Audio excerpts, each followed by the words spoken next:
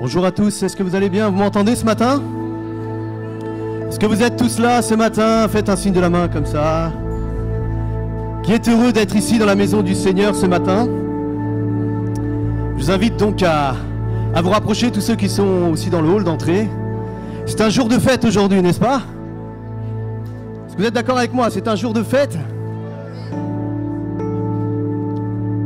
1, 2, intro, 2, 3, 4.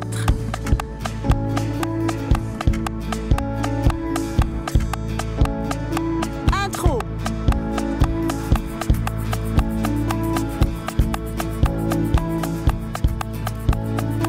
Couplet 1. Lève-toi, mon âme, et souviens-toi, tout mon péché, il l'a enterré. Refrain. Ce n'est plus moi qui vis, c'est Christ qui vit en moi. J'étais mort mais je suis passé de l'ombre à la lumière.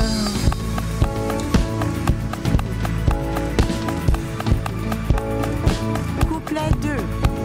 Je ne peux vanter que de la croix où mon sauveur s'est offert pour moi. Couplet 3. En lui mes craintes n'ont aucune emprise.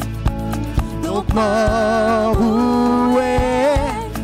où est ta victoire? Ce n'est plus moi qui vis, c'est Christ qui vit en moi. J'étais mort mais je suis passé de l'ombre à la lumière.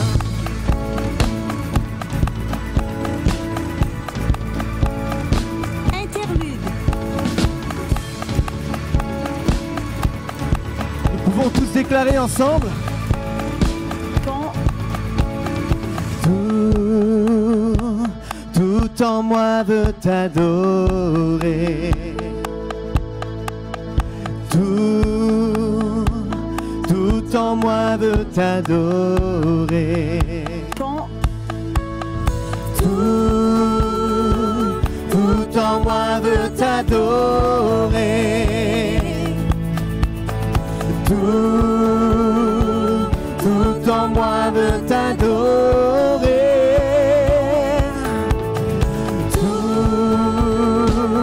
Tout en moi veut t'adorer.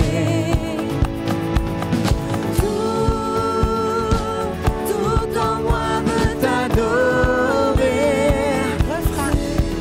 C'est moi qui vis, c'est Christ qui vit en moi. J'étais mort mais je suis passé de l'ombre à la lumière. Hey!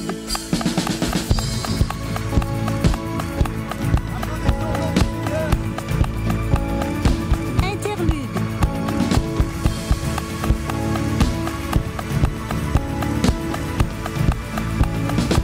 Pont. Tout en moi veut t'adorer.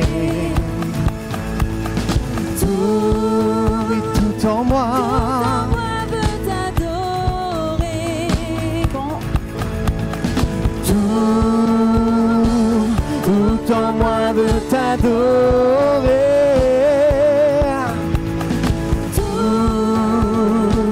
Tout en moi veut t'adorer.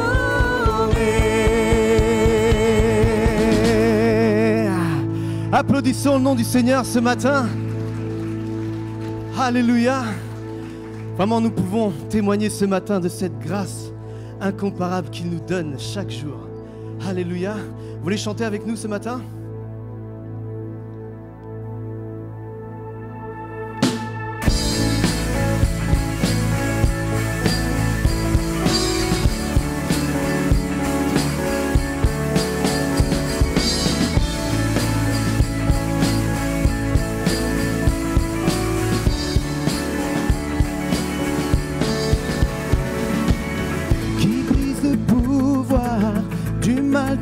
la mort, qui aime d'un amour si puissant, si fort. C'est le roi de gloire, il est le roi des rois.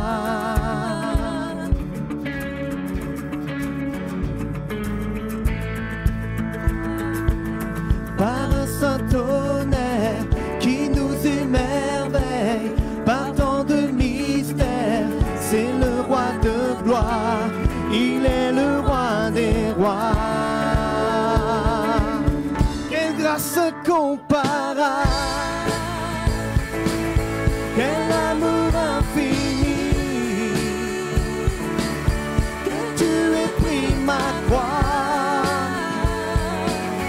que tu sois mort pour moi. Tu as payé le prix pour qu'enfin je sois libre. Oh, oh, oh, oh. Jésus, je te chante pour ce que tu as fait.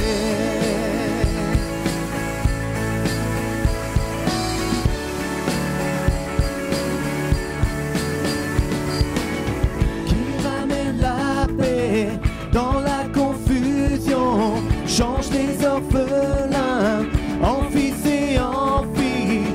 C'est le roi de gloire, il est le roi des rois, qui règne sur les peuples dans la vérité, brille comme le soleil de tout son éclat.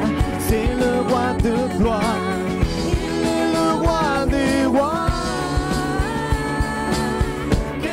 Incomparable, quel amour infini. Oui Seigneur, tu aies pris ma croix,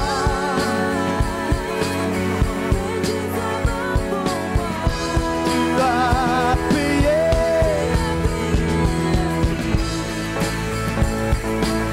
pour qu'enfin je sois libre. Oh,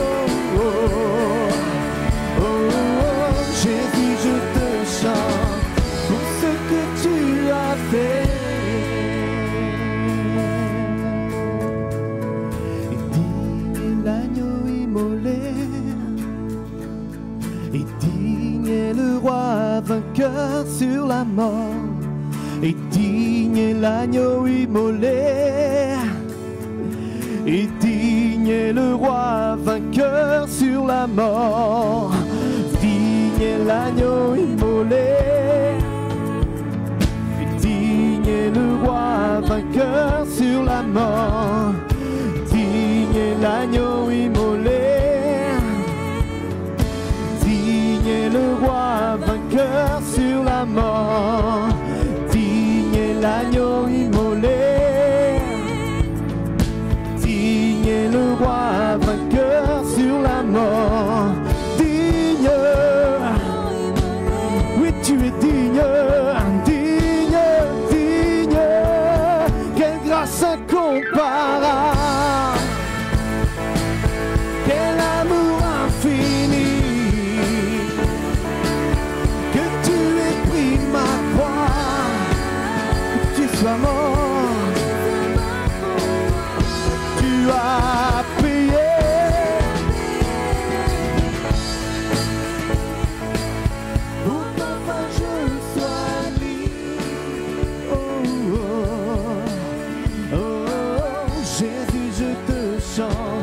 Pour ce que tu as fait,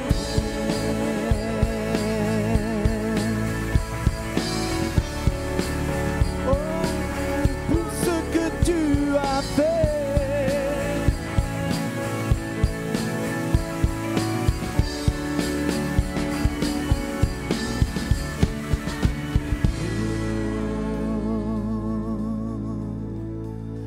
et digne est l'agneau immolé, et digne est le roi vainqueur sur la mort. Digne est l'agneau immolé, digne est le roi vainqueur sur la mort. Tu es digne, Seigneur. Merci Seigneur, vraiment, pour pour ta présence parmi nous ce matin. Vraiment, quelle grâce incomparable que nous pouvons vivre, Seigneur Jésus.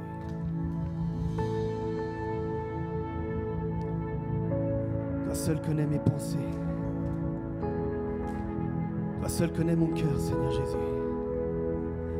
Et mon âme, je veux remettre tout à toi.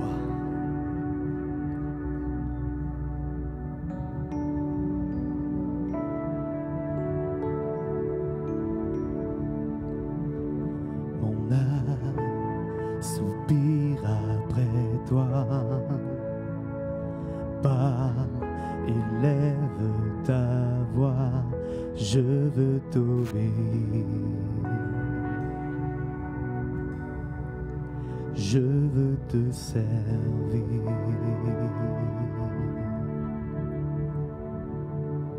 Enseigne-moi ton chemin. Prends ce qui me retient de te voir, Jésus. Je veux t'aimer plus.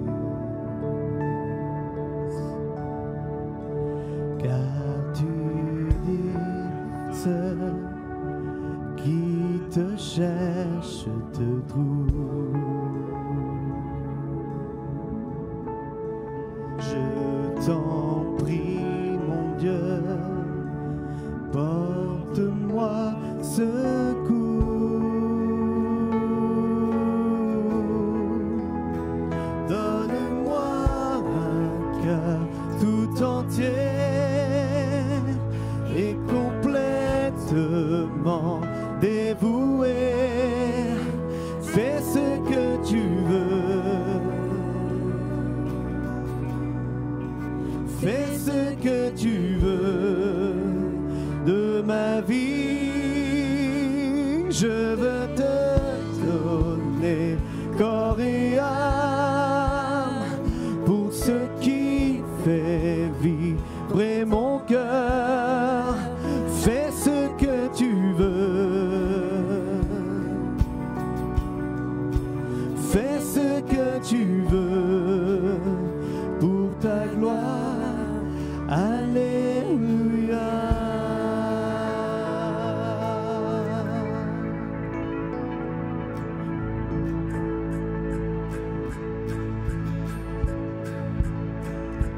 Mon âme soupire après toi. Agis, fais ton œuvre en moi, que ta terre entière vois enfin ta lumière. Donne-moi un cœur tout entier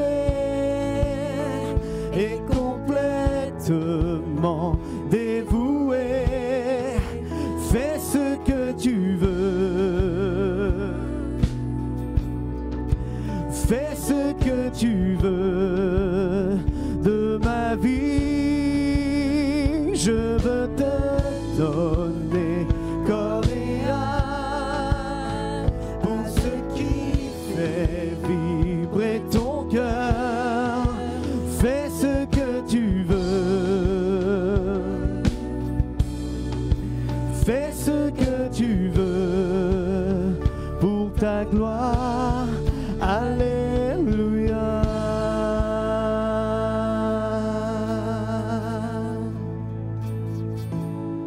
Ton amour est fort, il brise les chaînes et terrasse la mort.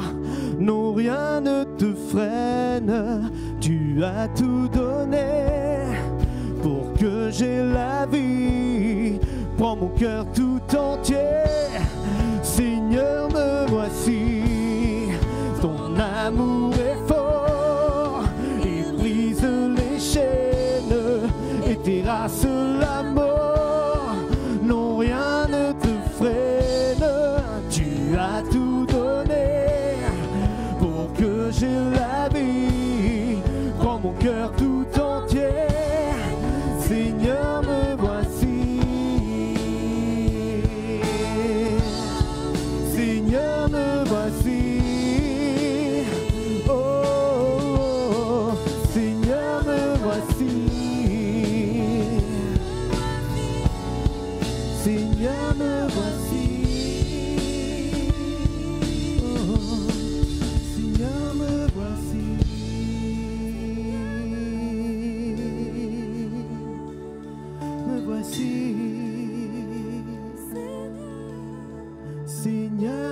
voici.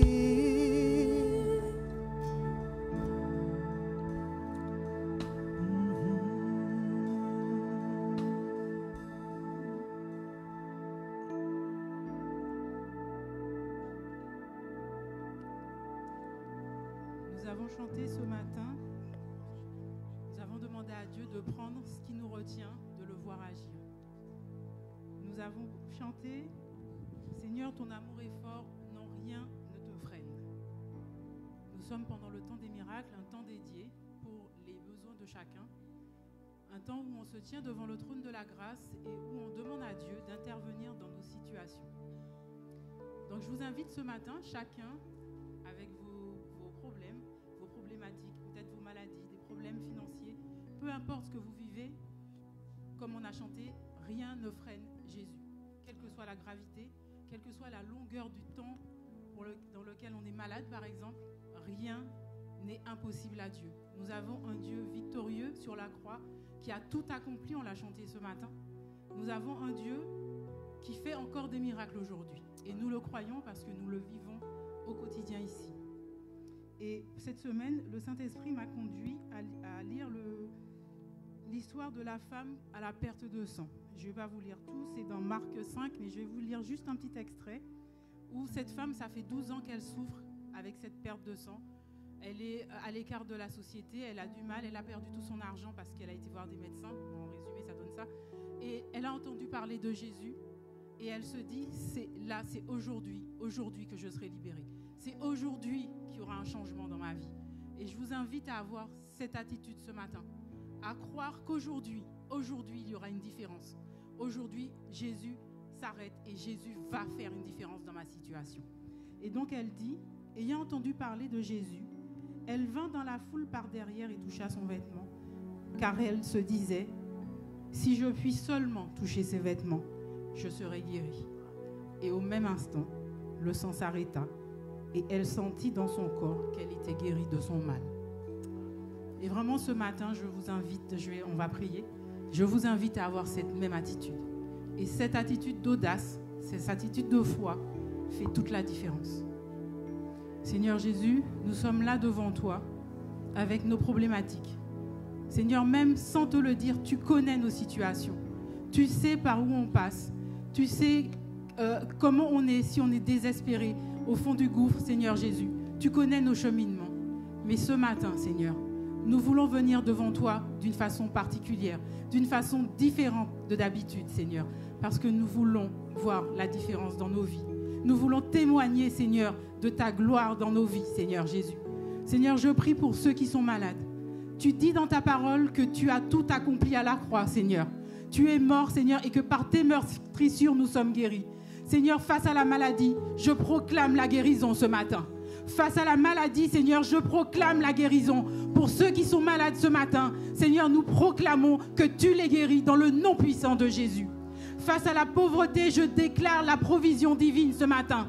Face à toutes les difficultés, j'élève le nom de Jésus, le nom qui est au-dessus de tout nom, le nom qui fait la différence, le nom qui nous a été donné pour avoir la victoire. Père éternel, nous venons devant toi avec assurance, avec audace ce matin, parce que nous voulons voir la différence dans nos vies. Tu dis dans ta parole que lorsque nous commençons à prier, tu agis. Que lorsque nous commençons à prier, tu déploies tes anges, Seigneur, pour nous apporter les solutions. Nous voulons avoir un cœur, Seigneur, déjà reconnaissant, mais nous voulons croire que les réponses arrivent. Nous voulons croire, Seigneur, que c'est la fin, Seigneur, d'une période de souffrance pour certains. Seigneur, nous voulons croire à la restauration des cœurs brisés, parce que tu dis que tu es à côté de ceux qui ont le cœur brisé. Nous voulons croire, Seigneur, que ce matin, Seigneur, tu vas consoler des âmes. Ce matin, tu vas apaiser des cœurs, Seigneur, et que certaines personnes qui sont arrivées aujourd'hui ici vont faire une rencontre particulière avec toi. Ils vont repartir différents de comme ils sont rentrés dans ce lieu, Seigneur.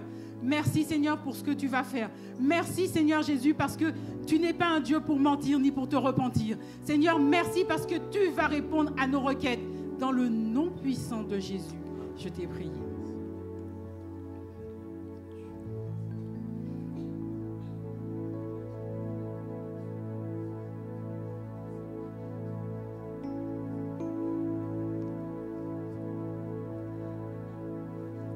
Car tu dis que que ceux qui te cherchent te trouvent.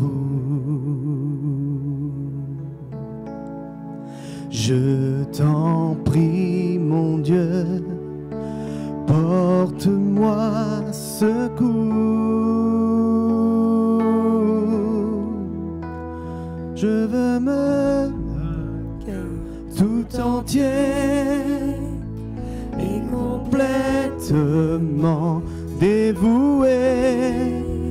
Fais ce que tu veux.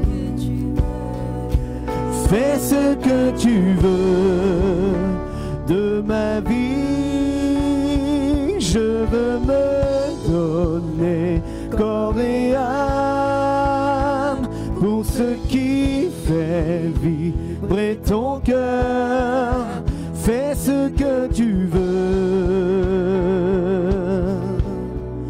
Fais ce que tu veux pour ta gloire. Alléluia.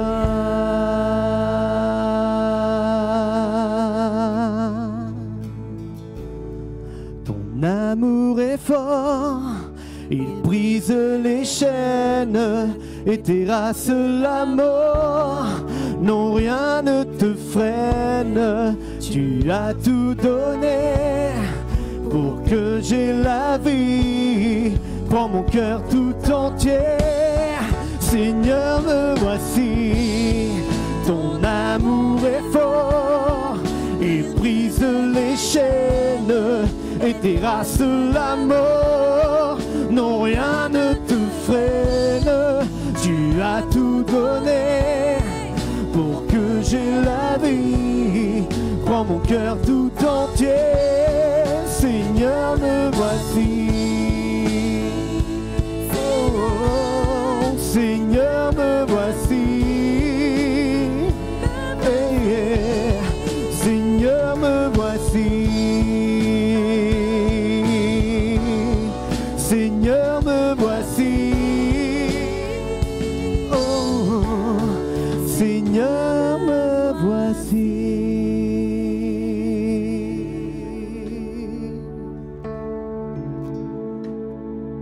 Seigneur, Seigneur, me voici. Est-ce que nous pouvons dire au Seigneur ce matin, de tout ton cœur, est-ce que tu peux lui dire ce matin, Seigneur, me voici. Seigneur, me voici. Fais de moi ce que tu veux. Je me donne entièrement à toi. Oh oui, prends-moi, Seigneur, me voici. Seigneur, me voici. Alléluia, c'est bon de sentir la présence du Seigneur, de se dire qu'il est avec toi tous les jours et de te dire, Seigneur, vraiment me voici. Chaque matin que tu te lèves, Seigneur, me voici, je suis à toi. Alléluia. Vous savez que cette minute-là, elle est très particulière pour nous, cette minute qui va arriver tout de suite à l'instant là. C'est cette fameuse minute où on se serre dans les uns dans les autres dans les bras et qu'on va voir notre ami, notre voisin, notre collègue, celui qu'on n'a pas vu peut-être depuis dimanche dernier ou peut-être depuis longtemps. Alors on va avoir une petite minute tous ensemble là. On va pouvoir vraiment faire une accolade à notre frère, à notre sœur, à vos amis. C'est parti ? On y va.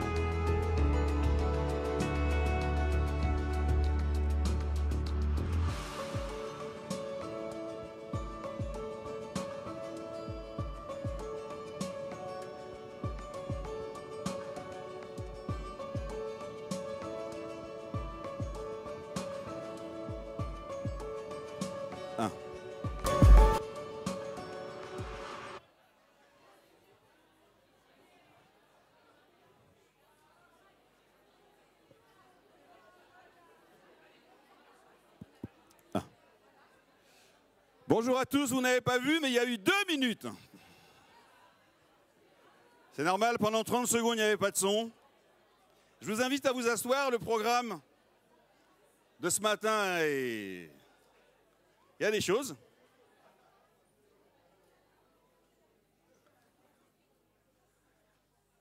Quand on s'est dit qu'on allait introduire ce moment dans le culte, on savait que ça allait être un moment d'effervescence et qu'on avait du mal. Ah, super.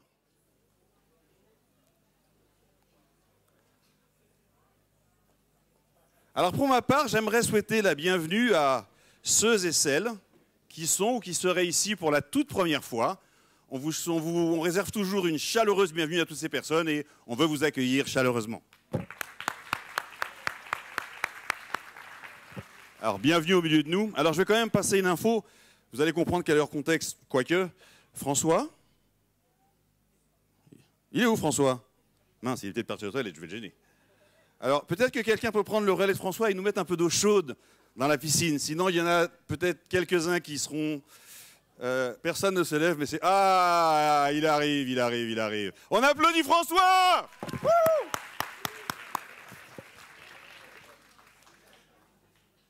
Alors, comme vous le savez, ce matin, nous avons des baptêmes.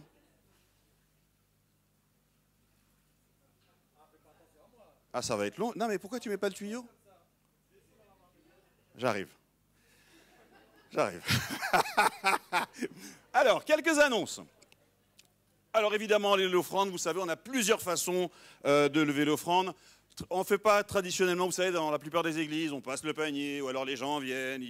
On préfère que ça soit plus discret, plus confortable, et que vous puissiez être généreux comme vous le voulez. Vous savez qu'à chaque fois qu'on donne une offrande, qu'on vienne devant, qu'on clique, qu'on mette une carte, le Seigneur voit exactement ce qui se passe, et il regarde surtout notre cœur. Donc, voilà, merci pour votre générosité, merci pour tout ce que vous donnez, c'est vraiment super.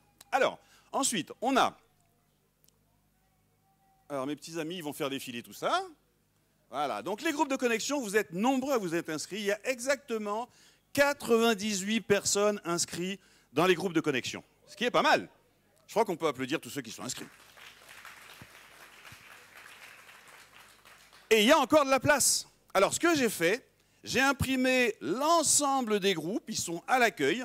J'ai entendu que quelques-uns voulaient s'inscrire, ou alors ils sont inscrits sur un bout de papier, ils n'ont pas réussi à flasher ou à, bref, comme on dit, scanner le code. Et donc, du coup, vous allez pouvoir vous inscrire à la main si vous le souhaitez. Et là, du coup, vous allez voir, il y a 12 groupes exactement. Alors, vous ne vous trompez pas, on a quand même 3 groupes de jeunes, donc de moins de 25 ans, merci Elodie. Et pour le coup... si vous avez 55 ans comme moi, ben, vous ne vous inscrivez pas sur le groupe des jeunes. Je pense qu'ils vont vous éjecter. J'ai essayé, hein, mais je n'ai pas pu. Je crois que c'est bloqué en plus.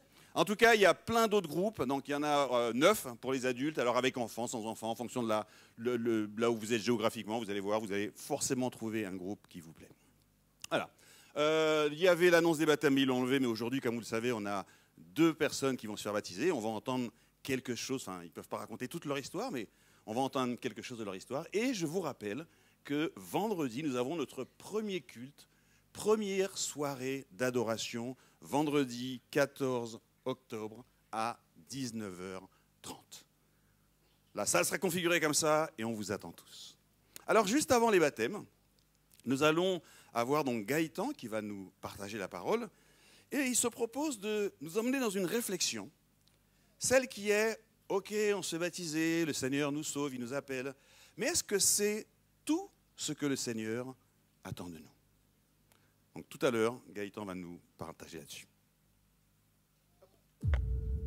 Seigneur, qui suis-je? Je me demande parfois, perdu dans ce monde si complexe, je me demande pourquoi je suis. J'ai des blessures qui s'accumulent par mes actes manqués. Un vide à l'intérieur de moi que tu voudrais combler. Et on voudrait me faire croire que tu n'es pas ou que tu n'es plus. Mais qui domine sur cette terre? Et toutes ces distractions qui tentent d'avoir du magnétisme sur mon âme, j'ai du mal à les faire taire. Elles ne sont qu'un parfum éphémère. On voudrait me faire croire que les écouter me rendrait libre et heureux. Mais mon antenne n'a qu'un seul maître. Et mon esprit a du répondant. Ce monde est en proie au venin du serpent. répandu car il en a la possibilité. Paralysé, mon homme intérieur se bat. Et ça fait écho, ça résonne dans ma tête, c'est comme si on se disputait mon âme. Pourtant je sais à qui j'appartiens. Et je voudrais vivre comme à l'origine, au plus près de l'alpha, mais parfois aussi de l'oméga.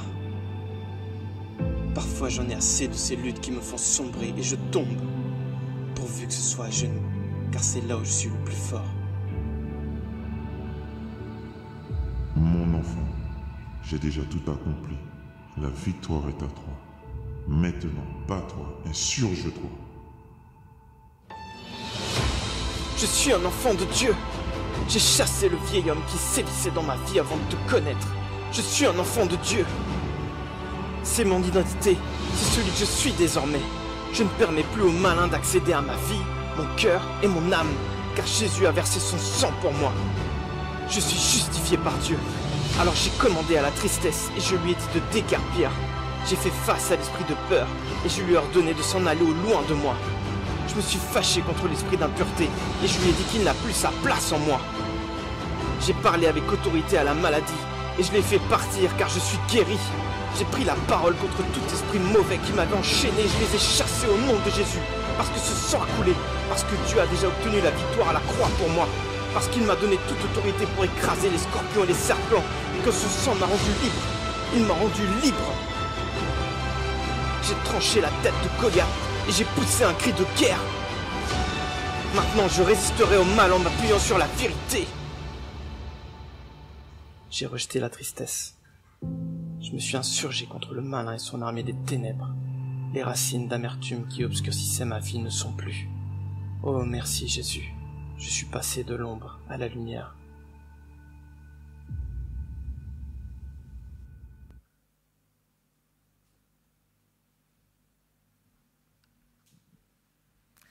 Bonjour à tous. Est-ce que vous allez bien?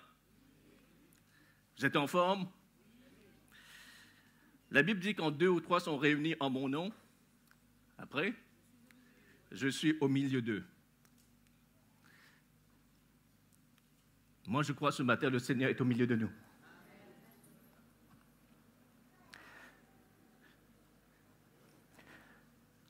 Je crois qu'il nous dit, échange avec moi. Fais un échange avec moi ce matin. Si tu es dans la tristesse, échange ta tristesse contre ma joie. Est-ce qu'on peut dire, la joie du Seigneur est ma force? La joie du Seigneur est ma force. Si ce matin, tu es dans la tristesse, tu es dans la peine, tu es dans la souffrance, tu peux faire appel au Seigneur ce matin. Il est là.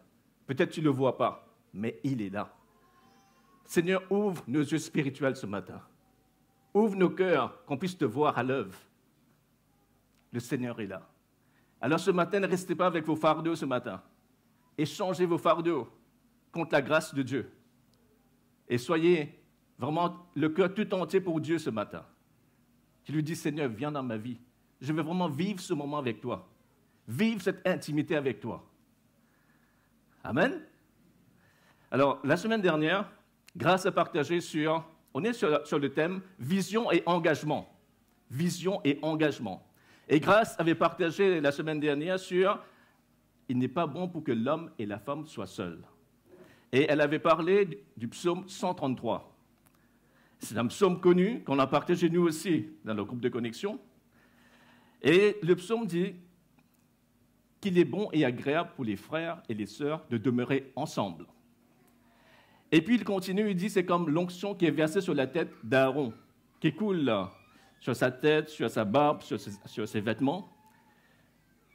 Et en disant ça, il faisait référence à quelque chose comme l'onction de Dieu. Quand on est unis, il y a une onction de Dieu. Quand on est unis, il y a une force de Dieu. La force, la puissance de Dieu se manifeste quand on est unis, quand on est ensemble. Et la seconde chose que dans ce psaume on voyait, c'était la rosée d'Hermon. D'Hermon, c'est une montagne. Et c'est la rosée d'Hermon. Et quand on parle de la rosée, on parle d'une fraîcheur, d'un renouvellement spirituel.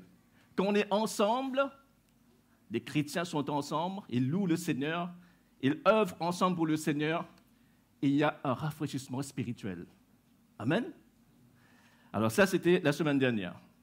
Ce matin, je propose de vous parler sur mon engagement spirituel. Quelle est la base de mon engagement spirituel? Alors Didier, il a dit, Dieu a une attente envers nous. Il a une attente envers nous. Vous savez c'est quoi cette attente? On va passer le premier verset de ce message. C'est dans 1 Pierre 4, verset 10, 11. 1 Pierre 4, verset 10, 11. Comme de bons dispensateurs de diverses grâces de Dieu, je crois que Grâce avait partagé ce verset aussi, que chacun de vous mette au service des autres le don qu'il a reçu. Si quelqu'un parle, que ce soit comme annonçant les oracles de Dieu. Si quelqu'un remplit un ministère, qu'il le remplisse selon la force que Dieu communique, afin qu'en toute chose, Dieu soit glorifié par Jésus-Christ, à qui appartient la gloire et la puissance au siècle et des siècles. Amen. La Bible nous dit, quand on commence à œuvrer pour Dieu, quand on commence à remplir une fonction pour Dieu, le but, c'est de glorifier le Seigneur. Vous savez, Jésus est notre salut. Je ne sais pas qu'est-ce que vous comprenez quand on dit « Jésus est mon salut ». Quand je dis, par exemple, « Nico est mon salut », ça veut dire que Nico m'a délivré d'un danger. Nico a été mon sauveur. Jésus est notre salut. Jésus nous a délivrés d'un danger, le danger de la mort spirituelle. Il nous a délivrés de la malédiction qui pesait sur nous. Jésus est mon salut. On a chanté ce chant en premier. On a dit, ce n'est plus moi qui vis, c'est Christ qui vit en moi. C'est Christ qui vit en moi. Je pense que le salut, vous savez, il y a plusieurs d'entre nous qui ont reçu le salut de Dieu, qui ont reçu la présence de Dieu dans leur vie. Comment on fait pour recevoir le salut? Alors, en 2 mots, je vais vous dire. C'est quand on réalise ce que Jésus a payé sur la croix pour nous. Quand on réalise qu'il a payé à notre place, qu'il a pris sur lui cette malédiction qui pesait sur nous, il l'a pris sur lui. Et on vient à la croix, on lui dit, Seigneur, je reconnais que tu as pris ce qui m'éloignait de Dieu. Tu as pris cette malédiction qui pesait sur moi. Et aussi, on l'invite dans mon cœur. On l'invite dans son cœur. On invite Jésus dans son cœur. Et la Bible dit, et peut-être c'est une parole pour plusieurs personnes ici, vous me chercherez, vous me trouverez, si vous me cherchez de tout votre cœur. Et c'est important de le dire de tout votre cœur. Vous me chercherez, vous me trouverez, si vous me cherchez de tout votre cœur. Pas seulement artificiellement ou légèrement. Il faut chercher le Seigneur de tout son cœur. Quand tu fais cette démarche d'inviter Jésus dans ton cœur, il faut que tu réalises ce que tu fais. Tu es en train d'inviter le roi des rois qui est mort sur la croix pour toi. Tu lui dis, viens dans ma vie. Par la foi, tu lui dis, viens dans ma vie, Seigneur. Je te veux dans ma vie. Je veux avoir cette communion avec Dieu. Je veux avoir cette proximité avec Dieu. Je veux, Seigneur, que mon fardeau soit ôté de moi. Et Jésus vient dans ta vie. Et quand Jésus vient dans ta vie, tu le sais. Tu le sais. Ce n'est pas quelqu'un te dit, est-ce que tu es chrétien, est-ce que Jésus est dans ton cœur? Tu ne dis pas, peut-être. Tu ne dis pas, je crois. Non. Quand quelqu'un est sauvé, il sait. Il sait qu'il est sauvé. Et c'est une certitude, c'est une conviction. Il sait qu'il est sauvé. Et quand cette personne, il sait qu'il est sauvé, il fait un pas de plus avec le Seigneur. Le pas qu'il fait de plus, c'est ce que nos baptisés vont faire tout à l'heure.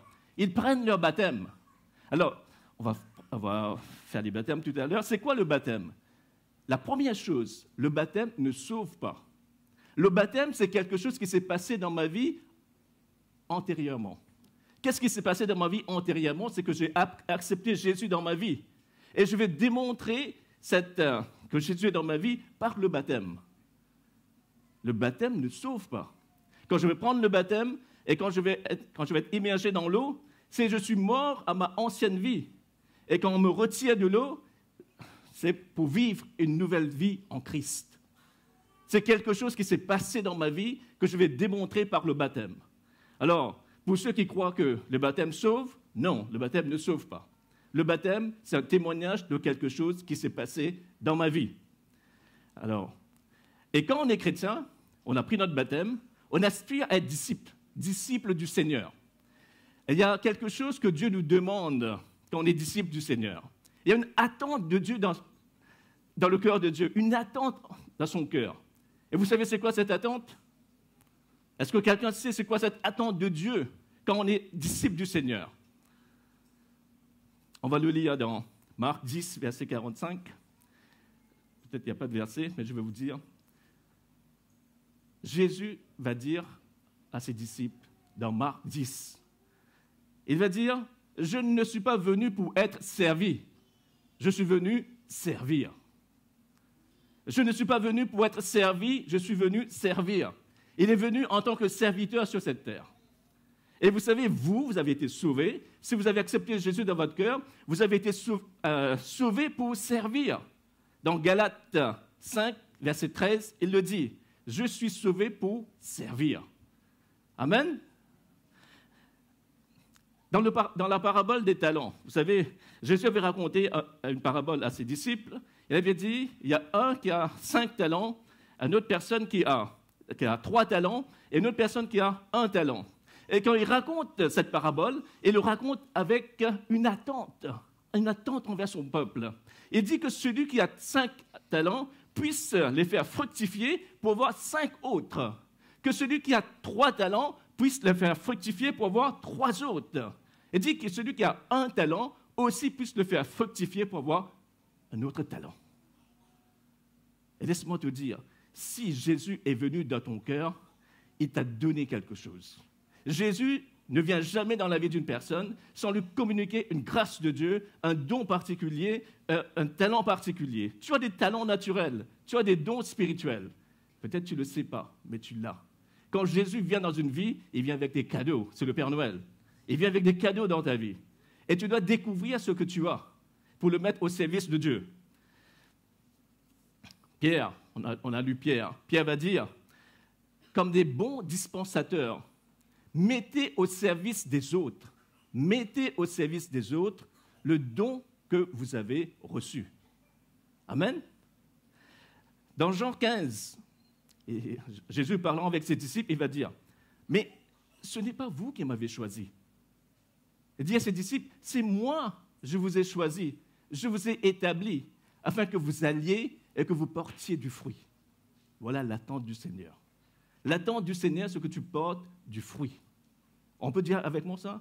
L'attente du Seigneur, c'est que je porte du fruit. Est-ce qu'on peut le dire fort?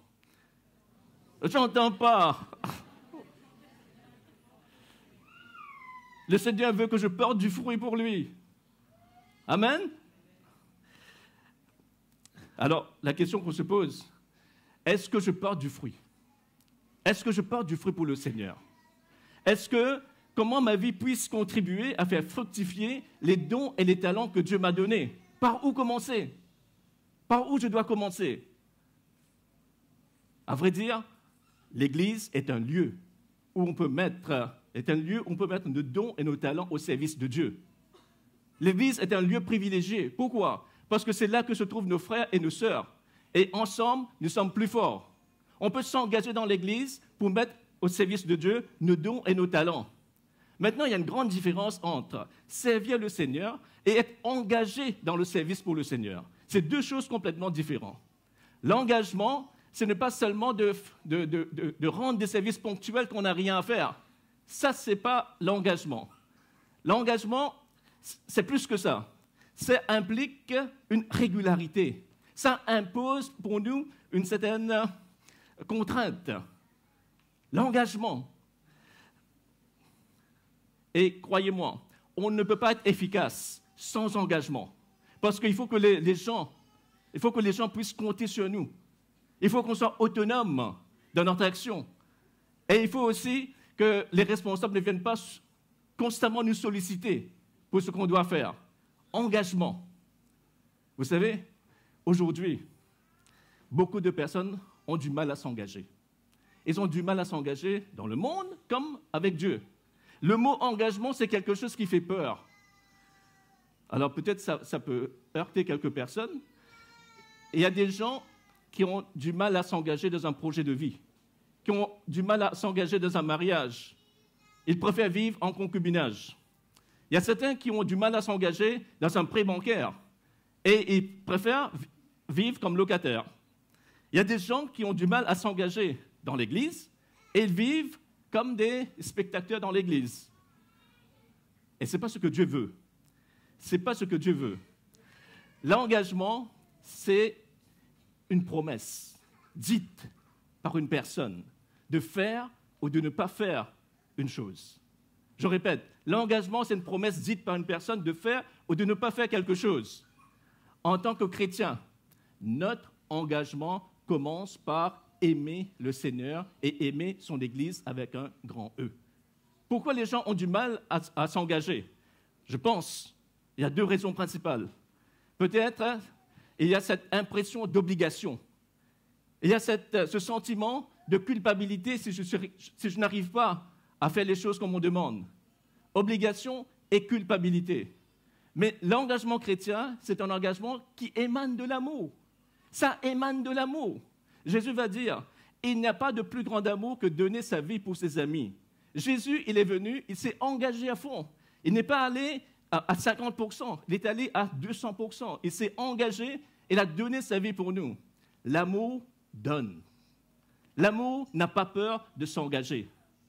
Je dis encore, l'amour n'a pas peur de s'engager. C'est l'intensité de mon amour qui va produire le niveau d'engagement. Si j'aime le Seigneur de tout mon cœur, je vais m'engager pour lui. Mon intensité d'amour qui produit le niveau d'engagement. La Bible dit dans 1 Jean 4, 18, « La crainte n'est pas dans l'amour, mais l'amour parfait bannit la crainte. » Le problème, si vous avez un problème pour s'engager dans l'Église de Dieu, le problème de la peur d'engagement vient d'un manque d'amour, d'une peur de s'engager, peur d'amour, un problème d'amour. Quand je m'engage avec le Seigneur, c'est parce que je l'aime. Je l'aime le Seigneur, j'aime son Église et je veux vraiment le servir en m'engageant à le servir. Vous savez, c'est quelque chose que Jésus, il va raconter quelque chose dans la Bible qui va nous dire que notre engagement n'est pas basé sur la peur. Notre engagement n'est pas basé sur la culpabilité. Notre engagement, il est basé sur le fait qu'on aime le Seigneur et qu'on aime son Église. Et si on aime le Seigneur, on aime notre prochain aussi. Amen. Comment tu sais que tu aimes le Seigneur? Parce que tu aimes ton prochain. Si tu n'aimes pas ton prochain, il y a un problème. Il y a un gros problème. Peut-être que tu n'as pas compris c'est quoi aimer le Seigneur. J'aime le Seigneur en aimant les uns et les autres. Alors, cette histoire, c'est dans Jean 21. Vous connaissez cette histoire. C'est quand Jésus commence à parler avec Pierre. Mais juste avant, Jésus va dire à ses disciples, que dites-vous que je suis? Les gens disent beaucoup de choses à mon sujet. Mais vous, qu'est-ce que vous dites que je suis? Alors, Pierre, il se lève, il est content, il dit, moi je dis, tu es le Christ, tu es le Fils du Dieu vivant. Tu es le Fils du Dieu vivant. Et Jésus lui dit, mais ce n'est pas le sang et la chair qui t'ont révélé ça. C'est mon Père qui est dans les cieux, qui t'ont révélé que je suis le Christ, le Fils du Dieu vivant. Et quelques temps après, Jésus racontait à ses disciples qu'il devait aller à la croix, qu'il va mourir, mais après il va te ressusciter. Et tout de suite, Pierre a pris la parole et dit, écoute Seigneur, même si tout le monde t'abandonne, moi, je ne t'abandonnerai pas. Moi, je ne t'abandonnerai pas. Et la façon dont il le dit, il dit, mon amour pour toi, Seigneur, est parfait. Je t'aimerai, Seigneur, de tout mon cœur. Moi, je ne t'abandonnerai pas. Même si les autres disciples t'abandonnent, moi, je ne t'abandonnerai pas. Parce que je t'aime d'un amour fort, d'un amour qui se donne. Je donnerai ma vie pour toi. Il le dit. Et quelque temps après, vous savez, Jésus a été arrêté. Et quand Jésus a été arrêté, par 3 fois, on a demandé à Pierre, est-ce que tu connais cet homme qu'on a arrêté? Est-ce que tu connais Jésus? Il va dire, non, je ne connais pas Jésus. Non, je ne connais pas cet homme. Je ne connais pas Jésus. Vous voyez, il y a des fois, je pense qu'il faut réfléchir avant de parler. C'est bien de réfléchir avant de parler. Et Jésus, à ce moment-là, regarda Pierre. Et dans son cœur, je crois que Jésus voulait dire, mais tu avais dit que tu donnerais ma vie pour moi. Et là, tu dis que tu ne me connais pas. Mais Jésus l'avait déjà prophétisé qu'il allait le renier. Et Jésus est allé à la croix, il est ressuscité. Et quelques jours après, il vient voir ses disciples. ses disciples étaient partis à pêcher.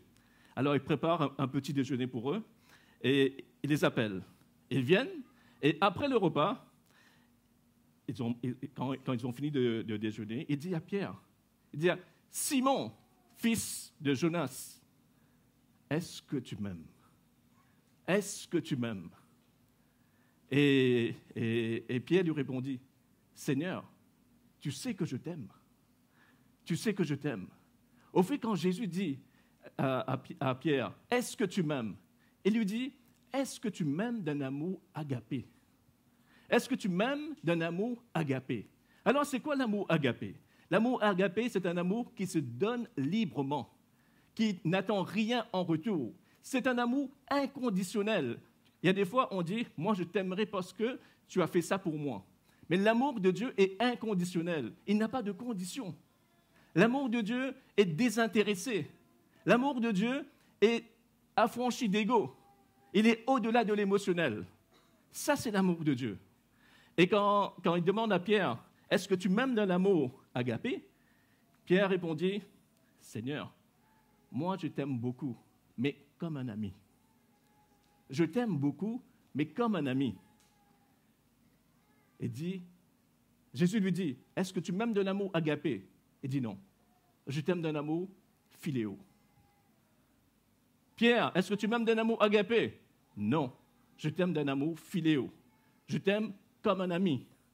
Maintenant, moi je crois, ça c'est Gaëtan qui parle, moi je crois qu'il aimait beaucoup le Seigneur. Moi je crois c'était même plus que l'amour agapé. Il aimait vraiment, vraiment le Seigneur.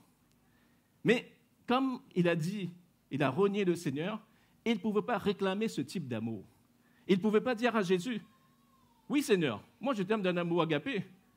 Et le Seigneur va lui dire, mais si tu m'aimes d'un amour agapé, comment se fait que tu m'as renié devant les autres? Donc il ne le dit pas. Il ne le dit pas. Ce que Pierre dit, il dit, j'avoue Seigneur, que je suis loin de t'aimer comme tu dois être aimé. Mais Seigneur, je t'aime. Mais Seigneur, je t'aime. Et Jésus va lui dire, paie mes agneaux. Paie mes agneaux. Qu'est-ce que Jésus voulait savoir avant qu'il dise à Pierre de paître ses agneaux? Il voulait savoir si Pierre l'aimait. Même si son amour était inférieur à l'amour agapé, il voulait savoir si Pierre l'aimait. Et Pierre a dit, je t'aime d'un amour philéo. Et Jésus lui dit, va paître mes agneaux. Maintenant, écoutez bien ce qu'il dit. Va paître mes agneaux. Nous sommes le troupeau de Dieu. Nous ne sommes pas le troupeau d'un homme. Nous ne sommes pas le troupeau d'une association. Nous sommes le troupeau de Dieu. Et Dieu a mis sur son troupeau des ouvriers, a mis des ministères pour qu'on puisse affermir son troupeau. Amen. Nous sommes le troupeau de Dieu. La deuxième fois, Jésus repose la question et il se dit, peut-être je n'ai pas bien entendu Pierre. Je te repose la question encore une fois. Est-ce que tu m'aimes d'un amour agapé? Et Pierre répond, je t'aime d'un amour philéo, Seigneur. Je ne t'aime pas d'un amour agapé, je t'aime d'un amour philéo. Et Jésus va lui dire, ok, tu m'aimes d'un amour philéo, va paître mes brebis. Cette fois-ci, il ne dit pas agneau, il dit brebis. Dans l'Église, il y a deux types de croyants. Il y a des croyants qui sont nouveaux, qui ont accepté le Seigneur récemment. Ce sont des agneaux. Ils ne sont pas encore mûrs spirituellement. Ils ont besoin d'enseignement. Ils ont besoin vraiment que Dieu puisse se révéler davantage de leur vie. Et puis, il y a des brebis qui sont là pendant 5 ans, 10 ans, qui connaissent le Seigneur, qui sont mûrs. Dans une assemblée, comme dans notre Église, nous avons besoin du lait spirituel comme de la viande spirituelle. Le lait spirituel pour ceux qui démarrent dans la foi et la viande spirituelle pour ceux qui sont anciens dans la foi. Et ça, c'est quelque chose que Dieu nous dit dans sa parole. Et Jésus posa une dernière fois la question à Pierre. Il dit, Simon, fils de Jonas. Écoutez bien ce qu'il dit cette fois-ci. Il dit, Simon, fils de Jonas, est-ce que tu m'aimes d'un amour philéo? Il ne dit plus, je t'aime d'un... Est-ce que tu m'aimes d'un amour agapé? Il dit, est-ce que tu m'aimes d'un amour philéo? Et là, les larmes aux yeux. Pierre lui dit, Seigneur, tu le sais. Tu le sais, Seigneur. N'écoute pas ce que je dis. Regarde dans mon cœur. Et Pierre lui dit, je t'aime d'un amour philéo. Je t'aime d'un amour philéo. Alors pourquoi Jésus lui a posé la question sur est-ce que tu m'aimes d'un amour philéo? Parce que cette fois-ci, Jésus voulait être sûr, voulait questionner son niveau d'amour et voulait savoir s'il pourra tenir son engagement. Parce que ce qu'il avait dit avant, il n'a pas tenu son engagement. Là, il voulait savoir si Pierre allait tenir son engagement. Et quand il dit à Pierre, est-ce que tu m'aimes d'un amour philéo? Pierre dit oui, je t'aime d'un amour philéo. Je t'aime comme un ami. C'est humain, je t'aime comme un ami. Alors il va lui dire, va paître mes brebis. Et quand il va dire, va paître mes brebis, c'est les agneaux et les brebis ensemble. Amen. Vous savez, peut-être à cet instant-là, Pierre n'avait pas encore cet amour dans son cœur pour dire, Seigneur, je t'aime vraiment d'un amour agapé. Mais plus tard, vous savez, vous avez lu la Bible, vous connaissez, ceux qui sont des brebis dans la salle, qu'il a été baptisé dans le Saint-Esprit. Dans Actes, chapitre 1, je pense, le Saint-Esprit est descendu sur les disciples. Ils ont été remplis du Saint-Esprit. Et ils étaient remplis d'une puissance de Dieu. Et quand ils étaient remplis de cette puissance de Dieu, il y a quelque chose qui a été communiqué à les disciples. Ce n'est pas seulement la puissance qui a été communiquée, mais il y a aussi l'amour de Dieu qui a été communiqué dans leur cœur. Et la Bible nous dit que l'amour de Dieu est versé dans nos cœurs par le Saint-Esprit. L'amour de Dieu est versé dans ton cœur par le Saint-Esprit. L'amour de Dieu est versé dans ton cœur par le Saint-Esprit. Et Pierre a eu un amour agapé pour Dieu. Pourquoi je vous dis ça? Vous savez comment il est mort, Pierre? Il a donné sa vie pour son maître. Il a donné sa vie pour son maître. Il n'a pas reculé. Il n'a pas renié. Il n'a pas dit non, je ne connais pas le Seigneur. Il n'a pas reculé devant les autres. Et il est mort crucifié comme son maître. Mais il a donné sa vie. Il a donné sa vie. L'engagement chrétien, c'est un engagement d'aimer le Seigneur, d'aimer son Église avec un grand E. On ne peut pas s'engager à servir le Seigneur si on n'a pas l'amour de Dieu en nous. Vous savez qu'est-ce qui se passe quand on sert le Seigneur sans vraiment connaître son amour? On commence à, quand on est fatigué, on commence à comment on dit ça? Être en colère. On commence à rouspéter. On commence à dire à critiquer. Pourquoi? Parce qu'on a détourné notre attention. On sert qui? On ne sert pas un homme, on sert le Seigneur. Mais si son amour est dans ton cœur, tu vas le servir dans des bons moments comme dans des mauvais moments. Dans des moments durs, quand tu passes par les épreuves, et dans des moments où tu es bien. C'est comme dans le mariage. Si tu aimes celui avec qui tu te maries, là, tu vas passer un bon moment. Mais si tu n'aimes pas la personne avec qui tu te maries, ça va être compliqué. Ça va être compliqué. Peut-être pendant un moment, ça peut aller. Mais si tu n'as pas l'amour dans ton cœur pour cette personne, comment tu vas faire? Comment tu vas faire? L'engagement chrétien, c'est un engagement d'aimer le Seigneur d'abord. D'aimer le Seigneur d'abord. Et le Seigneur veut que tu t'engages pour lui. Il veut vraiment que tu œuvres pour lui. Il veut vraiment que tu deviennes un serviteur pour lui. Mais avant d'être serviteur de l'Éternel, il faut que tu t'assures que tu as fait une rencontre avec le Seigneur, que son amour est dans ton cœur et que tu veux le servir, pas pour plaire aux gens, pas pour plaire aux responsables, pas pour plaire à certaines personnes, mais tu veux plaire à Dieu. À Dieu que tu veux plaire. Amen. Je vais terminer ce message. Dans la Bible, il est écrit que nous sommes des membres vivants pour l'Éternel. Nous sommes des membres vivants pour Dieu. Nous sommes des membres vivants pour Dieu. Et le verset qui parle des pierres vivantes, c'est 1 Pierre 2, chapitre 5. 1 Pierre 2, chapitre 5.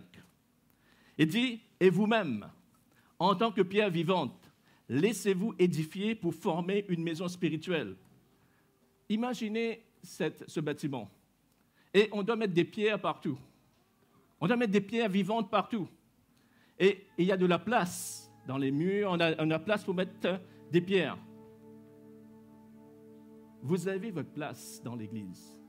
Vous avez votre emplacement pour mettre votre pierre. Ce verset que je viens de lire, et vous-même, en tant que pierre vivante, laissez-vous édifier pour former une maison spirituelle.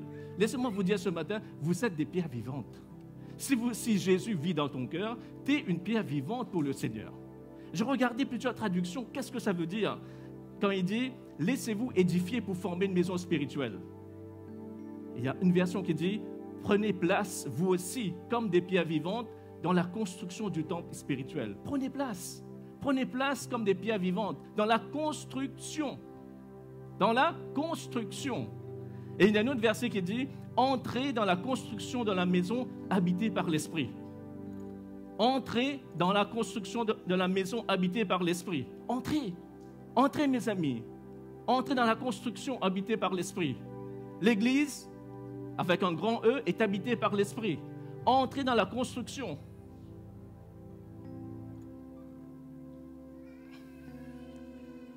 C'est une invitation, c'est une exhortation. Entrez dans la maison pour construire avec Dieu. Alors, la question que je me pose ce matin, c'est quoi un membre vivant? C'est quoi un membre vivant pour l'Éternel, pour le Seigneur? C'est quoi un membre vivant? C'est qui un membre vivant? Je te pose la question ce matin, est-ce que je suis vivant pour le Seigneur ou est-ce que je suis mort pour le Seigneur? Je suis un membre vivant ou est-ce que je suis un membre qui est mort? Un membre vivant, c'est quelqu'un qui a fait une rencontre personnelle avec Jésus. C'est quelqu'un qui connaît le Seigneur. Comme je dis au début, il sait pertinemment, il sait qu'il est sauvé. On n'a pas besoin de lui raconter quoi que ce soit, il sait qu'il est sauvé. Il a l'assurance du salut. Et comment il a eu l'assurance? Je l'ai dit tout à l'heure. Parce qu'il a accepté Jésus dans son cœur. Et c'est une personne qui aspire à devenir un disciple du Seigneur. Et il se fait baptiser. Comme nos deux baptisés, il se fait baptiser. Il prend l'engagement de servir le Seigneur. C'est un membre vivant. La vie est entrée en lui. Jésus est la vie. Il dit, je suis la vie, le chemin, la vérité. Jésus est la vie. Quand Jésus rentre dans une personne, c'est la vie qui rentre. Tu n'es plus pareil. Tu changes. Si tu me dis, tu as reçu Jésus, mais après 5 ans, tu es toujours pareil, et il y a un problème. Quand Jésus rentre dans une vie, il change cette vie pour le meilleur. Tu commences à aimer Dieu. Tu commences à aimer sa parole. Tu commences à aimer la communion fraternelle. Tu commences à aimer les chrétiens. Parce que l'amour de Dieu est entré en toi. C'est quoi un membre vivant? Un membre vivant, c'est quelqu'un qui est sensible à l'Esprit de Dieu. Il est sensible à l'Esprit. Il a une vie de prière. On n'a pas besoin de lui dire, va prier. Je ne veux pas raconter le témoignage de Ilona, mais prière n'est pas un fardeau. Prière n'est pas un fardeau. Prière, c'est un plaisir. Si prier pour toi, c'est un fardeau, alors il faut que tu te poses des questions. Seigneur, apprends-moi à prier. Seigneur, apprends-moi à te parler. Je veux écouter, Seigneur, apprends-moi. Un membre vivant, c'est quelqu'un qui se nourrit de la parole de Dieu. Un membre vivant, c'est quelqu'un qui a le souci de ses frères et des sœurs. Il est là pour encourager ses frères et ses sœurs. Et il est là pour les relever. Il est là pour donner une parole d'encouragement. Il n'est pas là pour critiquer son frère. Il n'est pas là pour rabaisser son frère. Il n'est pas là pour le mettre de côté. Non. Un membre vivant, c'est quelqu'un, c'est Dieu qui agit en lui. Il aime son prochain. Et il fait tout pour que son prochain soit bien. Pour que son prochain puisse être encouragé, puisse être fortifié, puisse être renouvelé. C'est un membre vivant.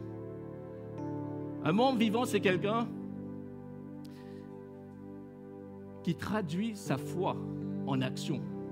C'est quelqu'un qui traduit sa foi en action. Sa foi n'est pas stérile.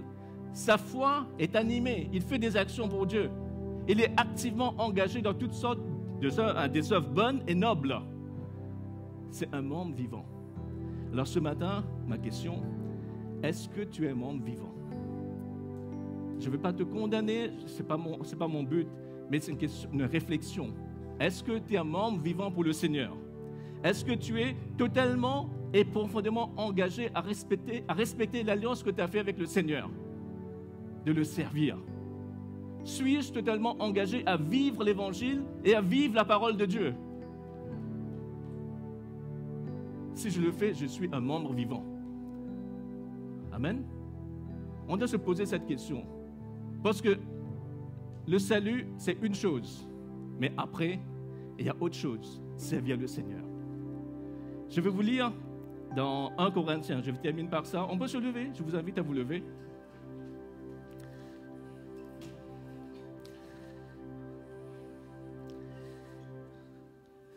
C'est dans 1 Corinthiens 15, 58. Et je pense que c'est un verset sur lequel on doit méditer. Regardez bien ce que dit ce verset. Regardez bien ce que dit ce verset. Il dit, ainsi, mes frères et sœurs, je suis content qu'ils mettent sœurs, parce que des fois, on ne voit pas sœurs, on ne voit que frères. Ainsi, mes frères et sœurs bien-aimés, soyez fermes, inébranlables. Pourquoi je suis inébranlable? Parce que ma fondation est bâtie sur le Christ. Je suis inébranlable et ferme parce que ma fondation est Jésus-Christ. Travaillez de mieux en mieux à l'œuvre du Seigneur, sachant que votre travail ne sera pas sans résultat dans le Seigneur. Sachant que votre travail, votre service pour Dieu n'est pas sans résultat dans le Seigneur. Je pense qu'on peut méditer sur ce verset. On peut méditer sur ce que la parole de Dieu nous dit. Soyez fermes, mes frères et sœurs. Soyez fermes et inébranlables dans le Seigneur. Ne vous laissez pas secouer à gauche, à droite par tous les mensonges du diable. Mais travaillez à l'œuvre. Travaillez pour le Seigneur. Votre travail ne sera pas sans résultat devant lui. Il aura une récompense. Il y aura une récompense pour ceux qui aiment le Seigneur et qui œuvrent pour lui. Je vais prier avec vous. On peut fermer les yeux.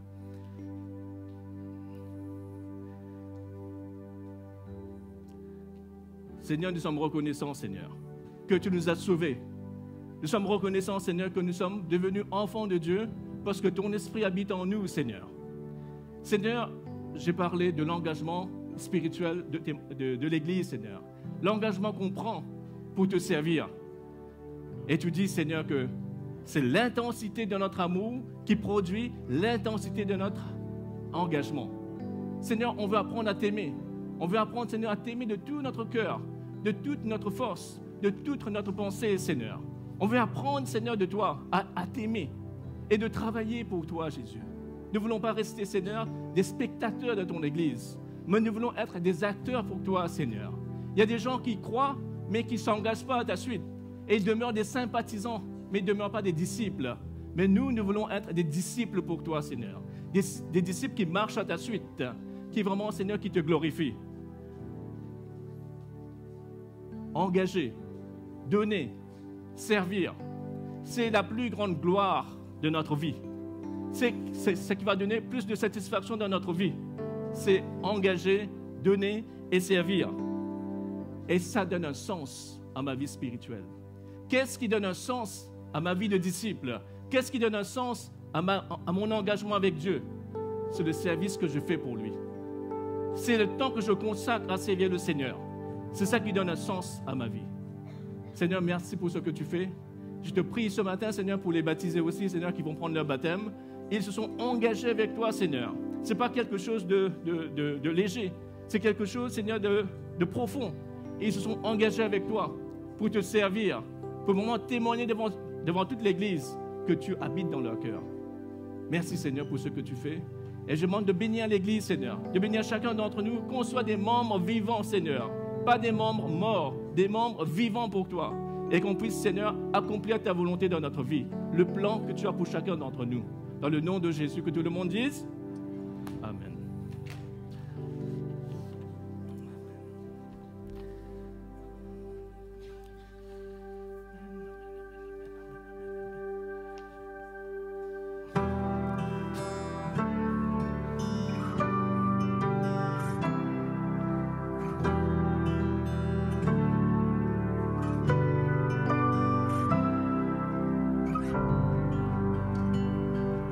Par tes mélodies,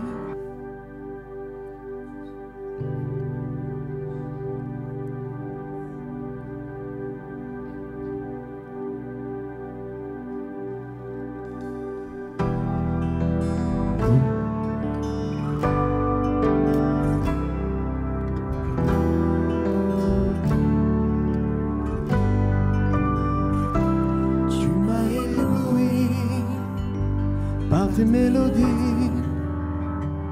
Tu m'entoures d'un chant d'amour, chant de délivrance devant mes ennemis. Toutes mes craintes s'enfuient. Je ne suis plus esclave de la peur. Je suis enfant de Dieu. Je ne suis plus esclave de la peur. Je suis enfant de Dieu.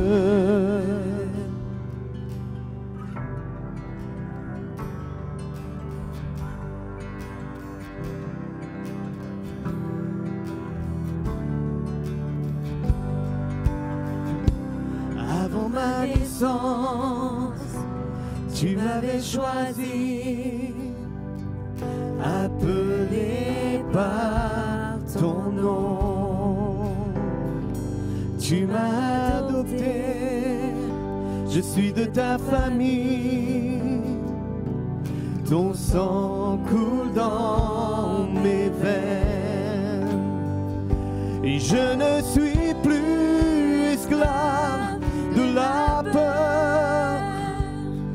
Je suis enfant de Dieu. Je ne suis plus esclave de la peur. Je suis enfant de Dieu.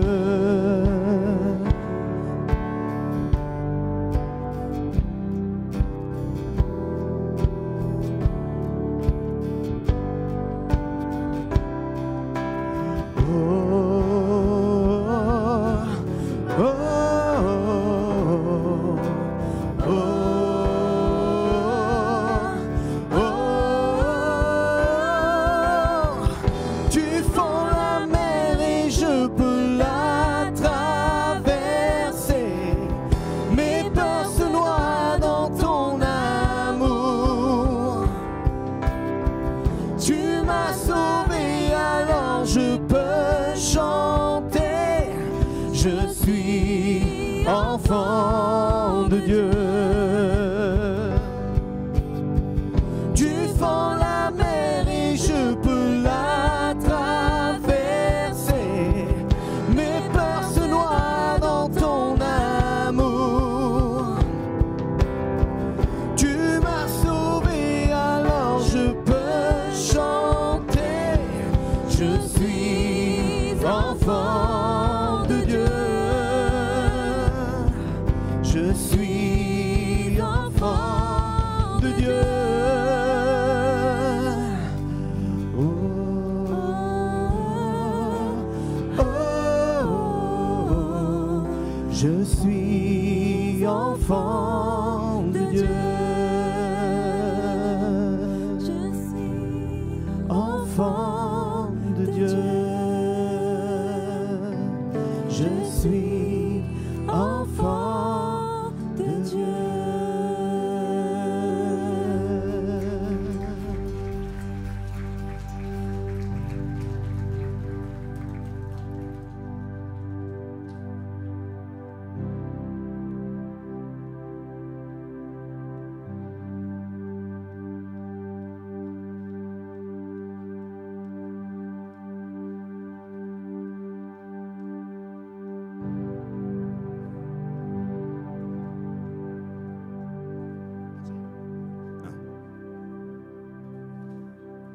Alors pendant que Nicolas et Ilona se préparent, vous avez compris, c'est sur les baptisés. Avec quelques-uns, on avait à cœur de prier, de bénir. Je vous invite à vous asseoir tranquillement, mettez-vous à l'aise. D'ailleurs, quelqu'un peut m'emmener une chaise? Non, je plaisante. On a un de nos jeunes, enfin on l'a connu, je ne l'ai pas connu bébé, mais presque. Il devait être pré-ado, même avant. Et il a fait un parcours, un cheminement avec Dieu. On a beaucoup d'admiration pour ce jeune homme. Vous le connaissez très bien, je vous rassure. Il a eu l'occasion de prêcher à plusieurs reprises. Et ça fait longtemps qu'il en parle et il s'est inscrit dans une faculté de théologie.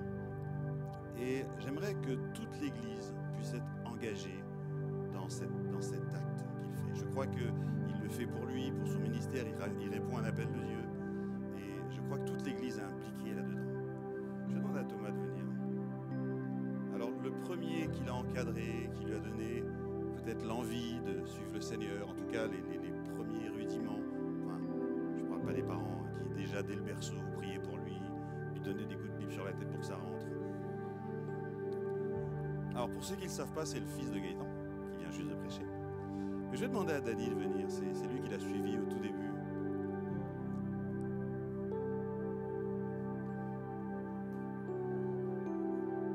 Ah, là c'est le fan club. Waouh. Donc il a commencé, t'as commencé cette semaine Thomas, c'est ça hein? La grande aventure. Ça dure combien d'années? Pour le moment 1, peut-être 3. D'accord, alors il est carrément interne, hein, il dort là-bas. Ah oui, non, il ne fait pas les choses à moitié Thomas. Alors déjà, sans cette formation, etc., il nous sortait toujours des super messages et vous avez tous été bénis par ça. Je vais demander à l'Assemblée de se lever, on va lever les mains vers lui et on va prier. Donc, je ne vais pas demander au papa de venir et à la maman parce qu'ils vont verser toutes les larmes.